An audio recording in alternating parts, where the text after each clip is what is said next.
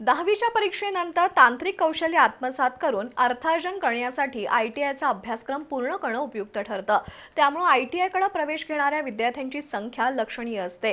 कळंबा येथील शासकीय औद्योगिक प्रशिक्षण संस्था म्हणजे ITIमध्ये 1 वर्ष कालावधीचे 16 व्यवसाय अभ्यासक्रम आणि 2 वर्ष कालावधीचे 15 व्यवसाय अभ्यासक्रम अशा एकूण 31 अभ्यासक्रमांसाठी 1316 इतकी प्रवेश क्षमता उपलब्ध आहे।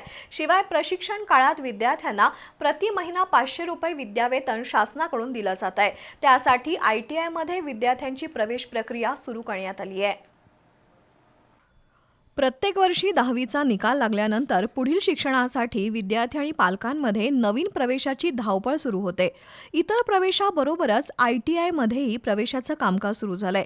कमीत कमी कालावधीत आणि अत्यंत कमी खर्चात अद्ययावत तांत्रिक प्रशिक्षणाबरोबरच रोजगाराची 100% हमी देणारी संस्था म्हणून राजर्षी छत्रपती शाहू महाराज शासकीय औद्योगिक प्रशिक्षण संस्था म्हणजेच ITIची ओळख आहे।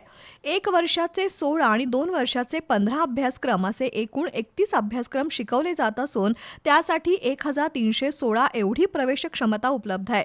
निवड झालेल्या विद्यार्थ्यांना प्रशिक्षणादरम्यान दरमहा 500 रुपये विद्यावेतन तसंच ITI पूर्ण झाल्यानंतर वेगवेगळ्या नामवंत कंपन्यांमध्ये शिकाऊ उमेदवारी दिली जाते। या कालावधीत त्यांना शिकाऊ भत्ता दिला जातो। त्यानंतर प्रशिक्षणार्थींना नामांकित खाजगी कंपन्यांमध्ये आणि शासनाच्या विविध खात्यामध्ये नोकरीची संधी सहज उपलब्ध होते।